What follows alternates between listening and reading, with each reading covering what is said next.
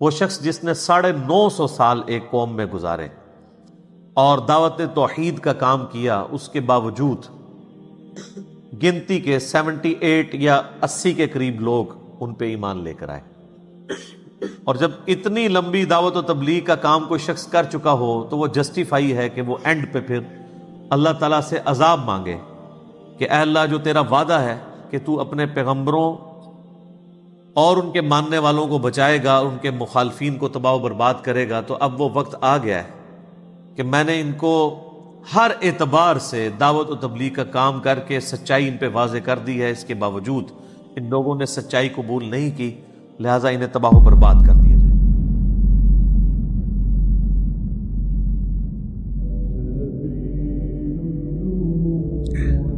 جہاں تک سیدنا نوح علی نبینا و علیہ الصلاۃ والسلام کا تعلق ہے، جو انسانیت میں آدم ثانی کہلاتے ہیں، یعنی دوسرے آدم، کہ ان سے پہلے انسانیت تباہ و برباد کر دی گئی، جو اہل ایمان تھے وہ بچا لیے گئے اور باقی لوگ اس طوفان کے اندر غرق ہوئے، تو انسانیت کا سلسلہ ان سے دوبارہ اللہ تعالیٰ نے سٹارٹ کیا۔ نوح علیہ السلام کے حالات زندگی قرآن حکیم میں بہت زیادہ صورتوں میں آئے ہیں۔ سورۃ الاعراف کے اندر بھی خود نوح نام کے اوپر بھی ایک سورت موجود ہے، سورہ یونس کے اندر بھی ذکر گزر چکا ہے، اور کئی ایک صورتوں میں بھی آئے گا، لیکن سب سے زیادہ تفصیلی حالات قرآن حکیم میں سیدنا نوح علی نبینا و علیہ الصلاۃ والسلام کے جس صورت میں آئے ہیں وہ یہی صورت ہے۔ اب اللہ کا نام لے کے شروع کرتے ہیں سورہ ہود کی آیت نمبر 25 سے۔ اعوذ باللہ من الشیطان الرجیم، بسم اللہ الرحمن الرحیم۔ وَلَقَدْ أَرْسَلْنَا نُوحًا إِلَىٰ قَوْمِهِ، اور بے شک ہم نے بھیجا نوح علیہ السلام کو ان کی قوم کی طرف، تو انہوں نے جا کر کیا دعوت دی؟ انی لکم نذیر مبین، بے شک میں تمہارے لیے کھلا ڈر سنانے والا ہوں۔ اچھا، انبیاء اکرام کا جو منصب ہے بنیادی وہ تذکیر ہی ہوتی ہے، ڈر سنانا ہے۔ خوشخبری صرف ان لوگوں کے لیے جو بات کو قبول کر لیں۔ انبیاء کا جو منصب ہے وہ خوشخبریاں سنانا نہیں ہوتا، ڈر سنانا ہوتا ہے، اور اس ڈر کو جو ایکسپٹ کر کے اللہ کا راستہ اختیار کر لیں ان کے لیے وہ بشیر ہوتے ہیں۔ جو پرائمری دعوت ہے نا، وہ ڈر سنانا ہے، نصیحت کرنا ہے، تذکیر کرنا ہے۔ ہمارے محبوب صلی اللہ علیہ وآلہ وسلم کے لیے بھی سورۃ الانعام کی آیت نمبر 19 میں ہے وَأُوحِيَ إِلَيَّ هَذَا الْقُرْآنَ لِأُنذِرَكُمْ بِهِ وَمَنْ بَلَغَ، اے نبی تم فرما دو کہ یہ قرآن مجھے اس لیے وحی کیا گیا تاکہ اس کے ذریعے میں تمہیں بھی ڈر سنا دوں، اور جس تک یہ کتاب پہنچ جائے اس کتاب کے ذریعے وہ ڈر سنائے گا۔ فَذَكِّرْ بِالْقُرْآنِ مَنْ يَخَافُ وَعِيدٍ، اے نبی اس قرآن کے ذریعے ڈر سنائیے، نصیحت کیجئے ہر اس شخص کو جو اللہ کی دھمکی سے ڈرتا ہے۔ لہذا یہ جو بعض لوگوں کی ڈیمانڈ ہوتی ہے نا، کوئی میٹھی میٹھی باتیں کریں، کوئی جنت کی باتیں سنائیں، کوئی حوروں کی باتیں سنائیں ہمیں، یا آپ ہر وقت ڈر کیوں سناتے ہیں؟ تو قرآن کی جو بنیادی دعوت ہے وہ ہے ہی ڈر ہے، اور جو واقعی اللہ سے ڈر گیا نا، دنیا میں تو کہتے ہیں ڈر گیا تو مر گیا، نہیں، جو ڈر گیا وہ پار لگ گیا، جس نے خدا کو سیریس لے لیا۔ اب دیکھیں یہ انبیاء کرام کی دعوت جب کبھی بھی آئے گی یہ اسی سے سٹارٹ ہوگا کہ جب بھی کوئی پیغمبر آیا تو اس نے یہی کہا کہ میں کھلا ڈر سنانے والا ہوں۔ ڈر کیا ہے؟ کہ تمہیں کسی نے پیدا کیا ہے اور وہ ہستی تم سے قیامت کے دن پوچھے گی جو کچھ تم نے دنیا کے اندر کیا ہوگا، تم اللہ کے حضور اکاؤنٹیبل ہو، اپنی مرضی کی زندگی نہیں گزار سکتے۔ جو دنیا میں اپنی مرضی کی زندگی گزارے گا آخرت پھر وہ اللہ کی مرضی کی گزارے گا، اور جو دنیا میں اللہ کی مرضی کی زندگی گزارے گا آخرت پھر اپنی مرضی کی گزارے گا۔ وہ ظاہر ہے جنت میں ہر وہ نعمت ہے جو آپ چاہیں گے، یعنی آپ کی مرضی چلے گی۔ اللہ تعبدوا الا اللہ، اور یہ کہ تم کسی کی عبادت نہ کرو سوائے اس اللہ کے۔ وہی یعنی ڈر سنانے میں اول چیز جو ہے وہ عقیدہ توحید ہے، اور توحید میں بھی صرف یہ توحید نہیں کہ اللہ کو ماننا ہے، اللہ کی بھی ماننی ہے۔ یا یہ الفاظ ہے اللہ تعبدوا الا اللہ، کہ مت پوجو کسی کو سوائے اس کے. تو اللہ کی عبادت کرنی ہے، یعنی اللہ کو بھی ماننا ہے اور اللہ کی بھی ماننی ہے. وَلَقَدْ بَعَثْنَا فِي كُلِّ أُمَّةٍ رَسُولًا أَنِ اعْبُدُوا اللَّهَ وَاجْتَنِبُوا الطَّاغُوتَ. یہ سورۃ النحل کی آیت نمبر 36 ہے. بے شک ہم نے ہر امت میں کوئی نہ کوئی رسول بھیجا اس بنیادی دعوت کے ساتھ کہ عبادت اللہ کی کرنی ہے اور طاغوت کی نفی کرنی ہے. تو اللہ کی عبادت کرنی ہے، اور عبادت کی ڈیفینیشن ہے ٹوٹل اوبیڈینس. حقوق اللہ، حقوق العباد، یہ سب کے سب جو پورا دین ہے، حلال و حرام کا فرق کرنا، اللہ کی طرف سے جو احکامات ہیں ان کی پیروی کرنا، جن چیزوں سے خدا نے منع کیا ہے اس سے رک جانا، یہ ہے اللہ کی عبادت. عبادت کا مطلب صرف نماز پڑھنا نہیں ہے، نظر و نیاز کرنا نہیں ہے، بلکہ ٹوٹل اوبیڈینس، یہ ہے عبادت. تو اللہ کو بھی ماننا ہے اور اللہ کی بھی ماننی ہے. انی اخاف علیکم عذاب یوم علیم. بے شک مجھے تو خوف ہے تم پر کہ بڑے دن کا عذاب تم پر آنے والا ہے. اس عذاب سے مراد وہ عذاب بھی ہے جو رسولوں کا انکار کرنے کے سبب دنیا میں ہی اللہ تعالیٰ دیتا ہے، اور اس سے مراد وہ بڑے دن یعنی قیامت کے دن کا عذاب بھی ہو سکتا ہے. یہی بات رسول اللہ صلی اللہ علیہ وآلہ وسلم کی مبارک زبان سے امت کی تعلیم کے لیے کہلوائی گئی 3 دفعہ، سورہ یونس میں، سورہ الانعام میں، سورہ الزمر میں. قل انی اخاف ان عصیت ربی عذاب یوم عظیم. اے نبی تم فرماؤ کہ میں خود اس بات سے خوف کھاتا ہوں کہ اگر میں نے بھی اپنے رب کی نافرمانی کی تو بڑے دن کا عذاب مجھے آ پکڑے گا، یعنی قیامت کے دن کا. تو یہ اصل میں یہ کہا جا رہا ہے کہ اگر نبی صلی اللہ علیہ وآلہ وسلم کو سینٹرڈ کر کے امت کو یہ دعوت دی جا رہی ہے تو امت سمجھ جائے کہ بابت شاہی کوئی نہیں. جو لوگ یہ دعویٰ کرتے ہیں کہ ہم اس وقت تک جنت میں نہیں جائیں گے جب تک کہ اپنے سارے مریدوں کو لے نہ جائیں اپنے ساتھ، اب یہ نہیں پتا کہاں لے کے جائیں گے، لیکن قرآن کی تعلیمات تو بالکل اس سے مختلف ہیں. بے شک میں خوف کھاتا ہوں تم پر اس بڑے دن کے عذاب کا. فقال الملأ الذین کفروا من قومہ. تو ان کی قوم میں سے جو سردار تھے کفر کرنے والے، وہ کہنے لگے ما نراک الا بشرا مثلنا، کہ اے نوح ہم تو نہیں دیکھتے مگر تمہیں اپنی ہی طرح کا ایک انسان. اور یہ کوئی بات غلط بھی نہیں وہ کہہ رہے تھے. یہاں پہ بعض لوگ ان آیات کو مس یوز کرتے ہیں اور یہ کہتے ہیں دیکھو کافروں کا عقیدہ تھا نبی کو بشر کہنا. تو اگر یہ کافروں کا عقیدہ تھا تو اللہ تعالیٰ نے ان کے کفر کو واضح کیوں نہیں کیا کہ تم لوگ جھوٹ باندھ رہے ہو؟ ایسا تو کبھی نہیں ہوا. سورۃ الفرقان میں آیا کہ یہ کیسا نبی ہے، بازاروں میں چلتا بھی ہے، کھاتا پیتا بھی ہے. تو اس کے جواب میں تو یہ ہونا چاہیے تھا یہ کیا وابیوں والی باتیں کر رہے ہو؟ نہیں، اس کے جواب میں اللہ تعالیٰ نے فرمایا ہم نے کوئی ایسا رسول نہیں پہلے بھیجا جو کھانا نہ کھاتا ہو، جو بازاروں میں نہ چلتا ہو، اور نہ ہم نے ان کے جسم ایسے بنائے تھے کہ وہ ہمیشہ زندہ رہتے.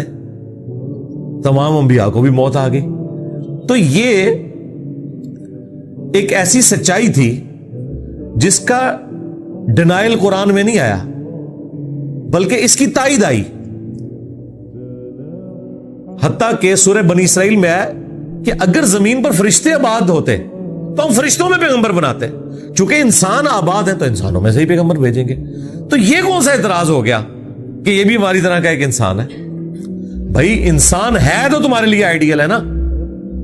اللہ تعالیٰ نے یہ بھی فرمایا کہ اگر ہم کوئی فرشتہ رسول بناتے نا تو پھر یہ کسی اور مغالطے میں پڑ جاتے ہیں. اور وہ مغالطہ کیا ہوتا کہ فرشتہ ہمارے لیے آئیڈیل کیسے ہو سکتا ہے؟ اسے کیا پتا کہ پیٹ درد ہو تو کیا تکلیف ہوتی ہے، اسے کیا پتا کہ سر درد کی کتنی مشقت ہوتی ہے، رزق کمانا کتنا مشکل کام ہے. وہی گل آٹا گندنا ہلدی کیوں ہے. یعنی اللہ تبارک و تعالیٰ بھی کوئی کام کرے تو کیڑے نکالنے والے اس میں بھی کیڑے نکال لیتے ہیں. تو اس کا حل صرف یہی ہے کہ آپ نے اوبیڈینٹ ہونا ہے. تو یہ ہمیشہ اعتراض وہ کافر کرتے تھے کہ آپ بھی تو ہماری طرح انسان ہی ہے نا. تو بھائی یہ فرق تم نہیں دیکھ رہے کہ ان کو اللہ تعالیٰ نے تمہارے لیے رہنما کے طور پر چنا ہے، ان کے اوپر وہی نازل ہوئی ہے، اور یہ وہی کا نازل ہونا یہ بہت بڑا ڈفرنس ہے. لیکن ہے وہ انسان، جبھی انسانوں کے لیے آئیڈیل ہے. وما نراک اتبعک الا الذین هم اراذلنا بادی الرأی. یہ ایک جینون اعتراض بنتا تھا ان کا، کیونکہ سردار جب بول رہے ہیں تو وہ تو کمی کمین لوگوں کو اپنے قریب بھی نہیں آنے دیتے تھے، جو ان کی نظر میں چھوٹے سٹیٹس کے یا غریب لوگ ہوتے تھے. دوسرا وہ یہ الزام لگانا شروع ہو گئے نوح علیہ السلام کے اوپر، ایک تو آپ ہماری طرح کے انسان ہیں، دوسرا کہ ہم تو دیکھ رہے ہیں کہ آپ کی پیروی تو نہیں کر رہے، مگر ہم میں سے وہ لوگ جو بڑے حقیر اور ذلیل لوگ ہیں، یعنی آپ کی پیروی کرنے والوں میں کوئی بڑے سردار نہیں ہیں، غریب غریب لوگ ہیں جو انبیاء کی دعوت کو قبول کر رہے ہیں. یہ بھی نیچرل چیز ہے بھائی، امیر لوگوں نے کیوں انبیاء کی دعوت کو قبول کرنا ہے؟ غریب بیچارہ پہلے ہی پسا ہوا ہے دنیا میں، اس کے لیے ویسے ہی بڑی مصیبتیں ہیں، آلام ہیں. ایسی صورتحال میں وقت کا پیغمبر جب انہیں ایک امید دلاتا ہے کہ یہ تکلیفیں عارضی ہیں، ختم ہو جائیں گی، ہمیشہ کی زندگی تمہارا مقدر ہوگی، تو غریب کی دنیا تو ویسے ہی ختم ہوئی ہوئی ہے، تو اس کے لیے یہ دعوت ہے بھی سوٹیبل. اسی لیے دیکھیں نبی الاسلام کے اوپر بھی غریب غریب لوگ ایمان لے کر آئے تھے، سردار تو نہیں لے کے آئے ایمان. وہ تو آخر میں جب انہوں نے غلبہ دیکھا تو قبول کر لیا. اوورآل سارے غریب ہی لوگ تھے اور انہی کو تکلیفیں بھی اٹھانی پڑی. وہ جو صحیح بخاری کے اندر کیسر روم اور ابو سفیان کا مکالمہ ہے، جبکہ ابھی حضرت ابو سفیان نے اسلام قبول نہیں کیا تھا، اس میں بھی کیسر روم ان سے پوچھتا ہے کہ بتاؤ کہ نبی کی پیروی کرنے والے امیر لوگ ہیں یا غریب لوگ؟ تو انہوں نے کیا کہا کہ نہیں، وہ تو غریب غریب. ان کا ہاں ایسے ہی ہوتا ہے، غریبوں نے قبول کرنا ہوتا ہے. امیروں کو تو یہ ٹینشن پڑ جاتی ہے کہ ہمارا ایک کمپیٹیٹر آ گیا ہے، وہ تو انبیاء کے مقابلے میں کھڑے ہوتے ہیں. آپ دیکھیں قرآن میں جتنی انبیاء کی دعوت آئی ہے نا، سب میں یہ آئے گا کہ قوم کے سردار کھڑے ہو گئے. اچھا سرداروں سے پوچھا جائے کہ تانوں کی نے بھی کھڑپینچ بنایا، تسی کیوں کھڑے ہو رہے ہو؟ وہ اس لیے کھڑے ہوتے تھے کہ سب سے پہلے ان کی بادشاہ سٹیک پہ لگتی تھی نا، کیونکہ نبی کو جو لوگ فالو کر رہے ہیں وہ اسے صرف اپنا دنیاوی پیشوا نہیں مان رہے، روحانی پیشوا مان رہے ہیں. لہذا جو ان کے فالوورز کی کمٹمنٹ ہے نا، وہ سردار کے انڈر جو لوگ ہیں ان سے بڑھ کر ہوگی، کیونکہ سردار کی تو دولت کی وجہ سے یا اس کے روب کی وجہ سے لوگ اس کی عزت کرتے ہیں. نبی جب اپنی دعوت بلند کرتے ہیں تو ان کی تو لوگ دل سے عزت کر رہے ہوتے ہیں جو ان کی بات قبول کرتے ہیں. تو لہٰذا سب سے زیادہ سٹیک پہ چودراہٹ جس کی لگتی ہے وہ قوم کے سردار ہی ہوتے ہیں، اسی لیے سب سے پہلے وہ سامنے آتے ہیں. فرعون کے سردار جو ساتھ اٹیچ تھے، ان کو بھی فرعون کیا کہتا ہے کہ یہ دونوں بھائی اس لیے آئے ہیں تاکہ یہاں پہ حکومت کریں اور تم لوگوں کو ختم کر کے یہ سٹیٹس یہ ویل کرنا شروع کر دیں. اصل میں جو سردار خود لوگوں کا استحصال کر رہے ہوتے ہیں نا، وہ انبیاء کو بھی اسی نظر سے دیکھتے ہیں کہ کل کو انہوں نے بھی ایسے ہی کرنا ہے. اس لیے آپ دیکھیں کہ نبی صلی اللہ علیہ وآلہ وسلم کی اعلان نبوت کے بعد کی زندگی کا اگر آپ فائنینشل سٹیٹس دیکھیں تو وہ بہت کم تھا ایز کمپیئر ٹو اعلان نبوت سے پہلے. یہ اللہ تعالیٰ انبیاء کرام کو جو فقر کی زندگی سے گزارتا تھا نا، وہ اسی لیے کہ کوئی یہ اعتراض نہ کرے کہ انہوں نے کوئی اس دین کے کام کے عوض کوئی معاوضہ طلب کر لیا یا انہوں نے اپنا سٹیٹس بڑھا لیا. بلکہ بخاری مسلم میں تو یہاں تک آیا کہ عائشہ کہتی ہیں کہ بعض اوقات 1 مہینہ 2 مہینے 3 مہینے بھی گزر جاتے تھے، ہمارے گھر چولہا نہیں جلتا تھا.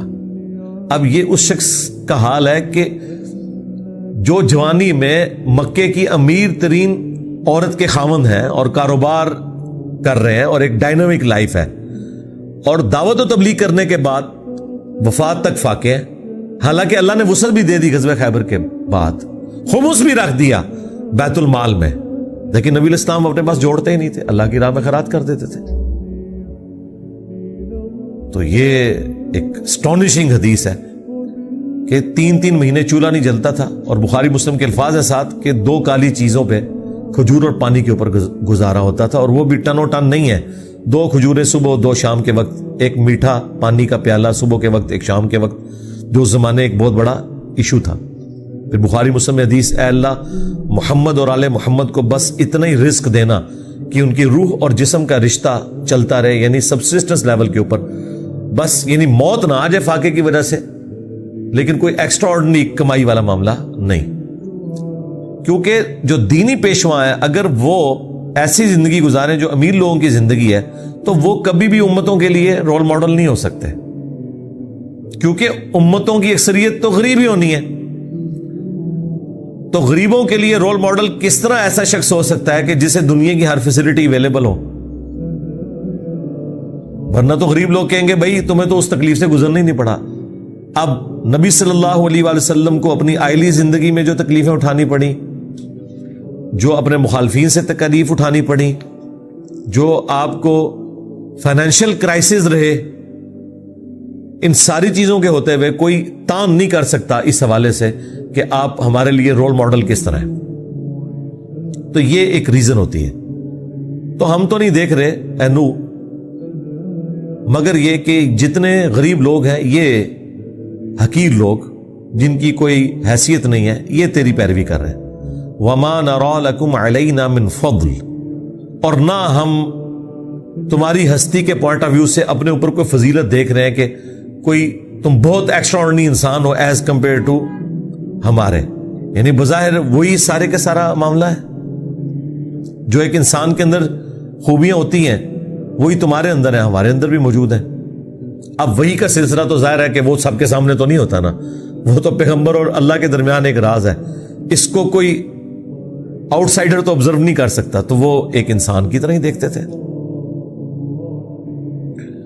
وَمَا نَرَى لَكُمْ عَلَيْنَا مِنْ فَضْلٍ بَلْ نَظُنُّكُمْ كَاذِبِينَ، بلکہ ہم تو یہ خیال کرتے ہیں کہ تم جھوٹے ہو، نعوذ باللہ.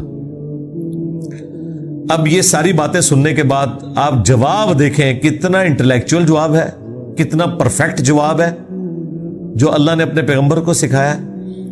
بس آپ نے یہ جواب آج بھی جو دین کا دائی اپنے اوپر لگائے گئے الزامات کے عوض یہ جواب دے سکتا ہے تو وہ سمجھ لیں نبیوں کے طریقے کے اوپر ہے. اب مجھے بتانا ہے آپ نے کون سا دائی اس میں فٹ بیٹھتا ہے. ظاہر ہے کہ یہ امت جب نبیوں والا کام کر رہی ہے نا، تو جو لوگ نبیوں سے بڑھ کر عزت اویل کر رہے ہیں اس امت کے اندر، علماء، ظاہر نبیوں نے تو اس طرح کی عزت تو اویل نہیں کی ہے کہ کسی نبی کے اجتماع میں 16 لاکھ بندہ جمع ہو جاتا ہو. رائیوڈ میں تو ہوتا ہے، ملتان میں تو ہوتا ہے. تو اس بڑے لیول کی عزت کے اتنے بڑے بڑے مجمع سامنے دیکھے ہو، یہ تو کسی نبی نے نہیں اویل کی عزت. تو یہ تو اویل کر رہے ہیں نا، پھر اس کے بینیفیشری بھی ہوتے ہیں اس سسٹم کے. تو اگر کوئی دائی نوح علیہ السلام نے جو جواب دیا اپنی امت کو، یا باقی پیغمبر دیتے رہے، یہ نہیں دے رہا تو وہ یہ کہنا چھوڑ دے کہ میں نبیوں والا کام کر رہا ہوں. نبیوں والا کام کر رہے ہیں اگر آپ ختم نبوت کی برکت سے جو اس امت میں ٹرانسفر ہوا ہے، کنتم خیر امت اخرجت للناس، تو پھر بھائی پیٹرن وہی ہوگا. اب سنیں ذرا جواب. قال یا قوم ارائیتم ان کنت علی بینۃ من ربی. نوح علیہ السلام نے کہا کہ اے میری قوم، بلا دیکھو تو اگر میرے پاس روشن دلیل ہو اپنے رب کی طرف سے، وآتانی رحمتا من عندی، اور اس نے مجھے اپنی طرف سے رحمت عطا فرمائی، فعمیت علیکم، اور تم پر یہ چیز پوشیدہ ہے، تم اندھے بنے ہوئے ہو اس حقیقت کو دیکھتے ہوئے، انلزمکموہا وانتم لہا کارہون، تو کیا ہم زبردستی تمہیں ہدایت دے سکتے ہیں، تم پہ یہ چیز مسلط کر سکتے ہیں جسے تم ناپسند کرتے ہو. اب یہ ایک جملہ دیکھیں، اس میں نوح علیہ السلام نے کہیں یہ نہیں کہا کہ دیکھو میں نے فلاں معجزہ کر کے دکھایا. معجزہ تو کوئی بھی نہیں کر کے دکھایا ہوا تھا. اگر دکھایا ہوتا تو نظر آ جاتا. وہ کیا کہہ رہے ہیں کہ میں اپنے رب کی طرف سے رحمت پہ ہوں، اللہ نے مجھے روشن دلائل دیے ہیں اس شکل میں کہ میں نے توحید کا تعارف تمہارے سامنے رکھا ہے جو اللہ تعالیٰ نے وہی نازل کی تھی، اپنے پاس سے اس نے رحمت عطا فرمائی ہے. اس کے باوجود اگر تم اندھے ہو تو ہم تمہیں زبردستی تو ہدایت نہیں دے سکتے. یہ آج تک ویلڈ ہے. آج بھی دائی کو یہ کہنا چاہیے. بلکہ نبی الاسلام کے بارے میں تو اللہ تعالیٰ نے قرآن میں فرمایا کہ اے نبی تم فرماؤ کہ اگر میں گمراہ ہوں تو میری گمراہی کا وبال مجھ پر ہی ہوگا. اندازہ کریں اس لیول کے اوپر. اس کے اوپر میں نے پورا مسئلہ 198 ریکارڈ کرا دیا تھا تفصیلی جب یہ آیات آئی تھی. اے نبی تم فرماؤ کہ بالفرض، یہ بالفرض تو ہم احتراماً لگا رہے ہوتے ہیں نا سمجھانے کے لیے، اگر میں گمراہ ہوں تو میری گمراہی کا وبال مجھی پر ہوگا، اور اگر میں ہدایت پر ہوں تو بسبب اس کے جو اللہ نے قرآن مجھ پر وحی کیا ہے. یہ میں جو ہدایت پہ ہونے کا دعویٰ کر رہا ہوں قرآن کی وجہ سے کر رہا ہوں. اچھا، آج بھی ہمیں یہی کہنا چاہیے. ہم جب کبھی بھی کسی کے سامنے قرآن و سنت کی دعوت رکھیں اور وہ آگے سے کہے کہ نہیں آپ کا تو کوئی مدرسہ نہیں، آپ کی تو کوئی مسجد نہیں، آپ کے تو کوئی مرید نہیں، آپ کی تو کوئی ڈگری نہیں، تو اس کے جواب میں کیا کہا جائے گا؟ یہی کہا جائے گا کہ اگر اللہ تعالیٰ نے مجھ پہ رحمت کی ہے اور قرآن و سنت کی تعلیمات تک مجھے پہنچا دی ہے، اور وہ قرآن و سنت کی تعلیمات جنہیں تم بھی مانتے ہو صرف عقیدے کی حد تک، اس پہ عمل نہیں کرتے، عمل تو بالکل اپوزٹ کر رہے ہو، تو اب بتاؤ اگر تم پر یہ حقیقت آشکار نہیں ہو رہی کہ یہ کتاب و سنت کی دعوت حق ہے تو تمہارا تو کچھ بھی نہیں ہم کر سکتے. ہم تو زیادہ سے زیادہ تمہیں بتا ہی سکتے ہیں نا قرآن میں لکھا ہے ایاک نعبد و ایاک نستعین. اس کے باوجود تم نے یا عبد القادر جیلانی مدد کہنا نہیں چھوڑنا، تو ہم یہ گھول کے تو تمہیں توحید نہیں پلا سکتے نا. ہم تو تمہیں بخاری اور مسلم سے نماز کا طریقہ رفع الیدین کے ساتھ سکھا سکتے ہیں، اس کے باوجود تم نے رفع الیدین شروع نہیں کرنا تو ہم گھول کے تو تمہیں ہدایت نہیں دے سکتے. تو یہ وہ اللہ کی رحمت ہے جو آج بھی اس امت کے اوپر ان لوگوں پہ موجود ہے جو انبیاء کے پیٹرن پر انبیاء کی دعوت ان کی امتوں تک پہنچاتے ہیں، اور ہر زمانے میں ایسے لوگ رہے. اگلا جو کلیم ہے نوح علیہ السلام کا وہ تو آپ کو بڑی آسانی سے سمجھ آ جائے گا، میں نے تو بچے بچے تک یہ بات پہنچا دی ہے، وہ سن لیں. وَيَا قَوْمِ لَا أَسْأَلُكُمْ عَلَيْهِ مَالًا، اور اے میری قوم دیکھو میں اس تبلیغ کے بدلے میں تم سے کوئی مال طلب نہیں کرتا. یعنی آج کی ڈیٹ میں میری کوئی چندہ بک نہیں ہے، میرا کوئی اکاؤنٹ نہیں ہے جو میں اپنے ویڈیو کے اوپر ڈسپلے کراؤں کہ جی یہ درس سننے کے بعد آپ اس اکاؤنٹ میں اتنے پیسے ٹرانسفر کر دیں. ایسا کوئی نہیں ہے. اب مجھے بتائیں یہ کون کہہ سکتا ہے کسی ایک بندے کا نام لیں کہ یہ پلانٹ ارتھ پہ فلاں دائی ہے جو اس پہ پورا اترتا ہے. آپ بندوں کے نام لیں ان کے، میں آپ کو بتاتا ہوں اکاؤنٹ نمبر یوٹیوب کے اوپر اویلیبل ہے، اور وہ کیا شاہانہ زندگی گزار رہے ہیں. سب کچھ اسی سسٹم سے انہوں نے حاصل کیا. آج جب ان کو باتیں کرتے ہیں کہتے ہیں نہیں یہ ہماری گاڑیاں تو نہیں ہے، تو تنظیم کی ہیں. دیکھو کیسا انہوں نے، جس کو کہتے ہیں کتے کو حلال کرنے کے لیے. میں وہ کل ایک مولوی کی ویڈیو دیکھ رہا تھا، وہ بکرا ذبح کر رہا اور لوگ خوش ہو رہے ہیں کہ دیکھو جی جماعت کا امیر ہے خود بکرا ذبح کر رہا ہے. میں نے کہا یہ پوری زندگی بکرا خرید نہیں سکتا جو اس کی کوالیفیکیشن ہے، تو بکرا کہاں سے آیا؟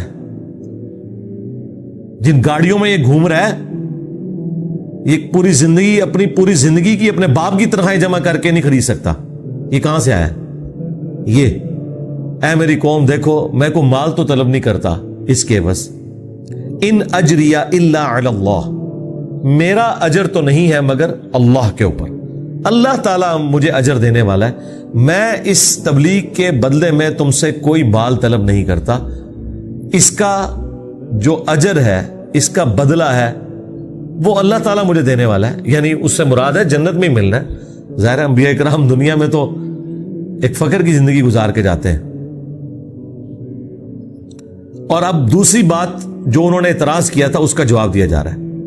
وما انا بطارد الذین آمنوا، اور میں اہل ایمان جو ہے میرے ساتھ اٹیچ غریب لوگ، میں ان لوگوں کو اپنے آپ سے دور تو نہیں کر سکتا. صرف تمہیں خوش کرنے کے لیے میں انہیں اپنے آپ سے دور کر دوں، یہ ہو نہیں سکتا. اندازہ کریں اہل ایمان اللہ کے نزدیک کتنے اہم ہے کہ اللہ تعالی کا پیغمبر بھی یہ کہہ رہا ہے کہ اے سردارو تمہیں خوش کرنے کی خاطر میں اپنے ساتھ جو اٹیچ لوگ ہیں انہیں دور نہیں کر سکتا غریبوں کو. یہ نبی علیہ السلام سے بھی وہ ڈیمانڈ کرتے تھے نا کہ آپ کے پاس غریب غریب لوگ بیٹھے ہوئے ہیں، ہم کدھر آگے ہمیں زیادہ سے ٹائم دیں. ایسا تو نہیں ہو سکتا. اور ایک دفعہ نبی علیہ السلام سے ہو گیا جب ایک نابینا صحابی آ گئے، آپ نے زبان سے کچھ نہیں کہا لیکن صرف چہرے مبارک کے اوپر ناگواری کے آثار ہے، عبس و تولا.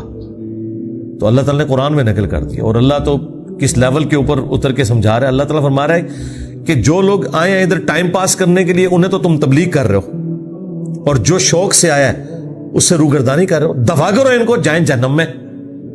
چسکے لینے کے لیے آئے ہیں پھر اٹھ کے چلے جائیں گے. جو اپنے شوق سے سیکھنے آیا نا اس سے تم نے روگردانی نہیں کرنی. سیدھی سی بات ہے. اور یہی طریقہ ہونا چاہیے انبیاء والا. لیکن کیا یہ علماء کے اندر ہے؟ آپ دیکھیں امیر لوگوں کا لنگر بھی لادا ہوتا ہے پیر خانوں کے اوپر. یہ بالکل جھوٹ بولتے ہیں کہ ایک جیسا لنگر کھلاتے ہیں. بالکل آپ کو پتہ ہی نہیں ہے.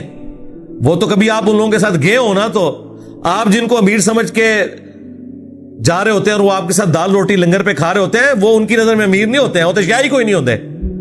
وہ تو امیر ان کو سمجھتے ہیں کہ جو ارب پتی لوگ ہیں. چھوٹے موٹے توڑے جڑے امیر لوگ نے وہ تو انہوں نے نزدیک غریب نے. ان کے ساتھ کبھی آپ جائیں تو ان کا لنگر کا سسٹم بالکل الگ ہوتا ہے، ان کا پروٹوکول بالکل الگ ہوتا ہے. یہ آپ کو سٹیٹس بھی کا فرق بھی نظر آئے گا. امیر لوگوں سے یہ لوگ ہاتھ ملائیں گے تو پوری اسمائل کے ساتھ، اور غریب لوگوں کے ساتھ ملا رہے ہوں گے، کیمرہ ادھر ہے ادھر دیکھ رہے ہوں گے. تکیہ نہیں ہے فوٹو اور کی نہ تو انہوں ننگا کرا تو اڑے علماء نو. ان کا تکبر دیکھا ہے آپ لوگوں نے؟ کبھی کسی بڑے آدمی کے ساتھ بھی انہوں نے یہ اس طرح تصویر کھنچوائی ہے کہ دیکھ رہے ادھر ہوں اور ایسے کر کے سلام لے رہے ہوں؟ نہیں. وہ کبھی غلطی سے ہی ایسا ہو جائے نہیں ہوگا. اس لیے کہ وہ انہیں پتا ہے کہ یہ زمینی خدا ہیں، ہم نے ان کا احترام کرنا ہے. تو جب ایک زمینی خدا دوسرے زمینی خدا کا احترام کرتا ہے پھر دونوں خدا ایک دوسرے کے بینیفیشری ہوتے ہیں. غریب لوگ تو شاید کوئی نہیں ہے. تو اللہ تعالیٰ فرما رہا ہے کہ نوح علیہ السلام نے انہیں کہا کہ دیکھو تمہارے کہنے کے اوپر میں غریب لوگوں کو اپنے آپ سے دور نہیں کر سکتا. نیور، ناٹ ایٹ آل.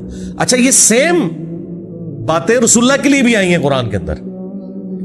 جب کافر کہتے تھے کہ ان کو آپ دور کریں تو نبی علیہ السلام کو تو یہاں تک کہا گیا کہ آپ ان سے فرما دیں کہ ان کا نہ کوئی میرے اوپر کوئی احسان ہے نہ میرا ان کے اوپر کوئی احسان ہے. یہ سب اللہ کی رضا کی خاطر آئے ہوئے ہیں.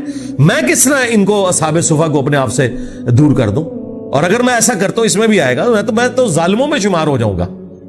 اللہ کے نزدیک مراتب کا فرق اپنی جگہ انبیاء اور امتوں کا، لیکن جو بندہ ایمان لے آتا ہے وہ اللہ کے نزدیک ایکولی اہمیت کا حامل ہے، اس اعتبار سے کہ وہ خدا کو رسپانس کرنے والا ہے. نبی کوئی اپنی مرضی سے تو نبی نہیں نہ بن جاتا. نبی کو تو اللہ چوز کرتا ہے تو وہ نبی بنتا ہے نا. وہ اللہ کسی کو بھی چوز کر سکتا ہے. لیکن ونس کوئی ایمان لے آتا ہے تو اللہ تعالیٰ ان کو وہی پروٹوکول دیتا ہے جو انبیاء اکرام علیہ السلام کو اللہ نے پروٹوکول دیا ہوا ہے، عزت اور احترام کا. تو اے نبی، یہ حضرت نوح علیہ السلام کے بارے میں آ رہا ہے کہ انہوں نے کہا کہ میں اہل ایمان کو اپنے آپ سے الگ نہیں کر سکتا. انہم ملاقو ربہم، بے شک وہ تو اپنے رب سے ملاقات کرنے والے ہیں. وَلَكِنِّي أَرَاكُمْ قَوْمًا تَجْهَلُونَ، لیکن میں تمہیں دیکھ رہا ہوں اے کفار، اے کافروں کے سرداروں، کہ تم لوگ حقیقت سے ناواقف ہو، تم جہالت کی زندگی گزار رہے ہو. وَيَا قَوْمِ مَن يَنصُرُنِي مِنَ اللَّهِ، اے میری قوم مجھے بتاؤ کہ مجھے اللہ سے کون بچائے گا. یہ نوح علیہ السلام کی گفتگو ہے. ان طردتہم، اگر میں اپنے پاس بیٹھنے والے اہل ایمان کو اس طریقے سے دھتکار کے اٹھا دوں یہاں سے، افلا تذکرون، کیا تم اتنا بھی نہیں سوچتے؟ اب مجھے بتائیں، یہ تو انبیاء کا سٹیٹس ہے، اور صوفیاء کہتے ہیں کہ جی جناب نگاہ مار کے مرید ساڑ دیتا. اور مرید کون سا؟ دشمن مرید نہیں، جو وضو کروانے والا. ہاں، اس نے لوٹے کی ٹوٹی قبلہ رخ نہیں رکھی، اور کہتے ہیں کہ عبد القادر جیلانی نے نگاہ ماری اور جلا کے راکھ کر دیا. تو ہم یہ پوچھتے ہیں کہ اگر انہوں نے ایسا کیا ہے، ہمیں تو اس سے کوئی غرض نہیں کہ ہم ان کی طرف سے کوئی جھوٹی صفائی پیش کریں کہ انہوں نے نہیں کیا ہوگا. ہمیں تو کوئی کسی سے انٹرسٹ نہیں ہے. اگر انہوں نے ایسا کیا ہے تو 302 کا مقدمہ ہوتا ہے ان کے اوپر. یہ فضیلت ہے. اور اگر نہیں کیا تو اللہ کے حضور بری ہے. نہ میری تعریف سے انہیں کوئی اجر ملنے والا ہے، نہ میری برائی کرنے سے ان کا مرتبہ کم ہونے والا ہے. لیکن مجھے یہ بتائیں، جو مرید آپ کو وضو کروا رہا ہے اور اس نے ٹوٹی قبلہ رخ نہیں رکھی، تو یہ کیا کوئی شرعی گناہ ہے جو اس نے کیا ہے؟ اور پھر کہتے ہیں کہ بعد میں انہوں نے لوٹے کی طرف دیکھا تو اس کی ٹوٹی بھی سیدھی کر دی. پہلے ہی لوٹے ال ویکھ لیندے, غصے ہی تھوڑا ٹھنڈا ہو جاتا, بندہ مار دیا. اور یہاں انبیاء یہ کہہ رہے ہیں کہ مجھے اللہ سے کوئی بچا نہیں سکتا اگر میں اپنے ساتھ بیٹھنے والے کسی ایمان والے غریب آدمی کو اپنے سے دور کروں.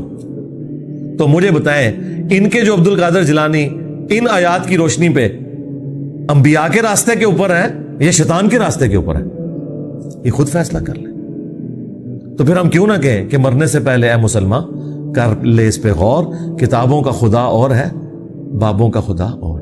اب یہ جو قرآن کی تشریح میں کر رہا ہوں نا, یہ نہ ڈاکٹر سرار کر سکتے ہیں, نہ ڈاکٹر فرت ہاشمی کر سکتی ہیں, نہ مولانا مودودی کر سکتے ہیں.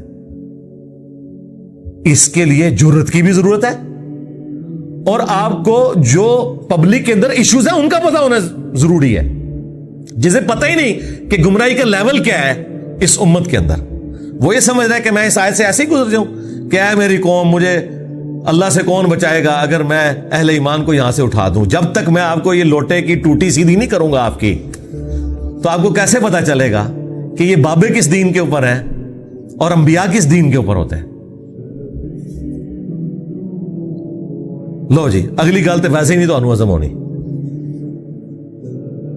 وَلَا أَقُولُ لَكُمْ عِنْدِي خَزَائِنُ اللَّهِ, اور نہ میرا یہ دعویٰ ہے کہ میں اللہ کے خزانوں کا مالک ہوں, میں کسی کو کچھ دے سکتا ہوں. لو جی, اوپر دیکھا تو سونا, نیچے دیکھا تو سونا, مسلح چکیا تو سونا ہے جی.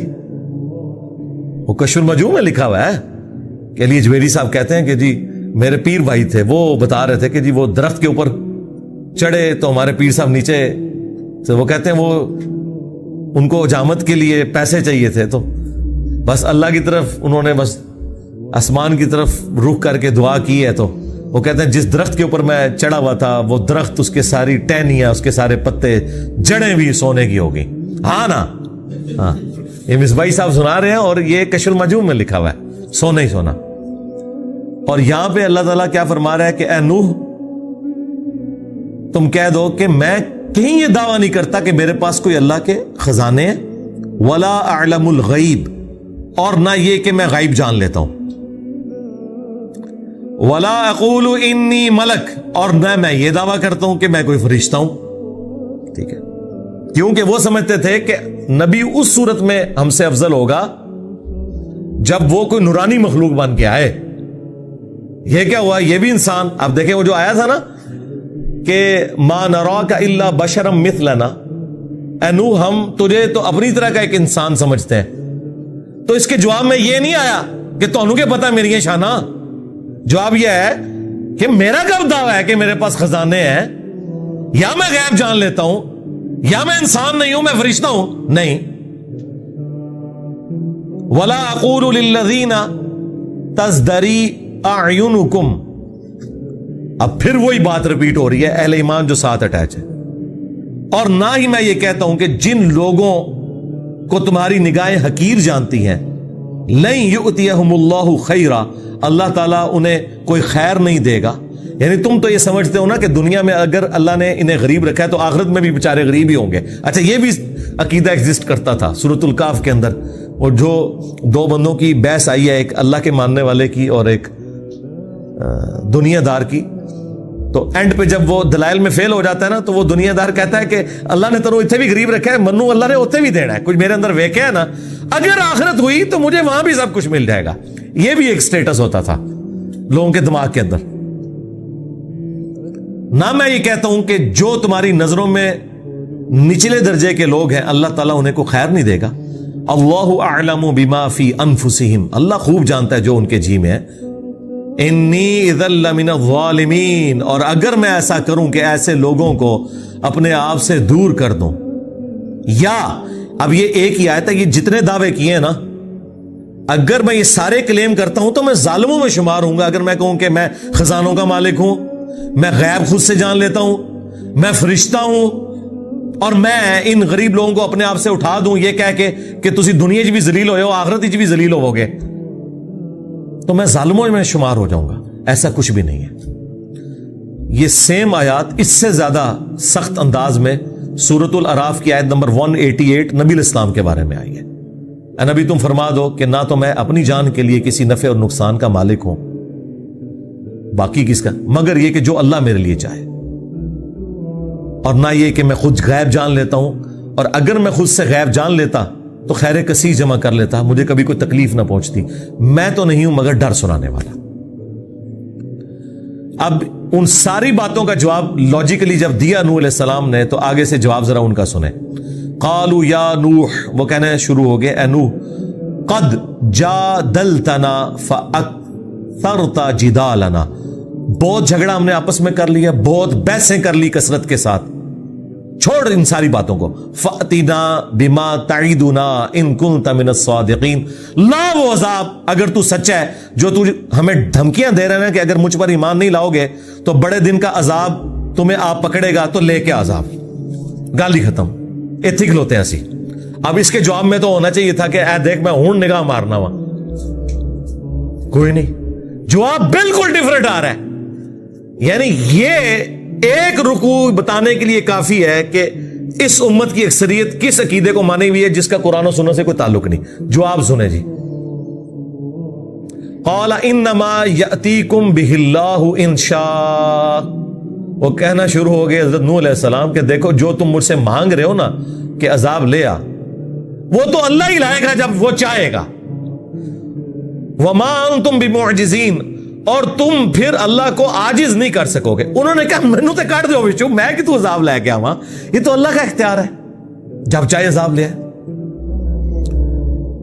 سورہ آل عمران میں بھی ہے، نبی علیہ السلام کی مبارک زبان سے نکل گیا جب آپ کے دانت شہید ہوئے کہ اللہ ایسی قوم کو کیسے ہدایت دے گا جنہوں نے اپنے نبی کا چہرہ خون سے رنگ دیا۔ یہ بخاری مسلم میں الفاظ موجود ہیں۔ تو قرآن میں ہے لیس لک من الامر شیء، اے نبی آپ کو کسی چیز کا کوئی اختیار نہیں، اللہ چاہے تو ان کی توبہ قبول کر لے۔ اور پھر ہوا بھی ایسے ہی، وہی خالد ابن ولید مسلمان ہو گئے، اور جس زبان سے بدوا نکلی تھی اسی زبان سے کہلوایا گیا کہ یہ اب سیف اللہ ہیں۔ اب مجھے بتائیں، اللہ تعالیٰ نے تو اپنے نبی کی اس بات کی لاج بھی نہیں رکھی کہ چلو میرے نبی نے ایک بار بدوا دیتی ہے تو میں مور لا ہی دیواں۔ اللہ کے اپنے فیصلے ہیں۔ یہاں کے دڑی یہ بدوایا ہوا جی، اے بزرگاں دی مار پی گئی ہے، تو ہن منوں دسو انہاں سارے بزرگاں نو اور انہاں دے منن والے نو کدی مار پئی ہے؟ جو کچھ ہو رہا ہے کہہ رہے ہیں جی پتہ نہیں کیا ہو گیا ہے ہمارے ساتھ، ٹھیک ہے، اور میری کوئی مار نہیں چاہیے، نہ میں کسی کو مار دے سکنا، اللہ تعالیٰ مار دلواتا ہے۔ وہ چاہے تو ایک ایسا شخص جس کی زبان میں لکنت تھی اس کے ذریعے 300 سال کی فرعون کی حکومت ختم کروا دی اور اس کے گھر میں اسے پالا۔ یہ اللہ کی جو ہے قدرت ہے، اس کے فیصلے ہیں، جب چاہے جو مرضی کرتے ہیں۔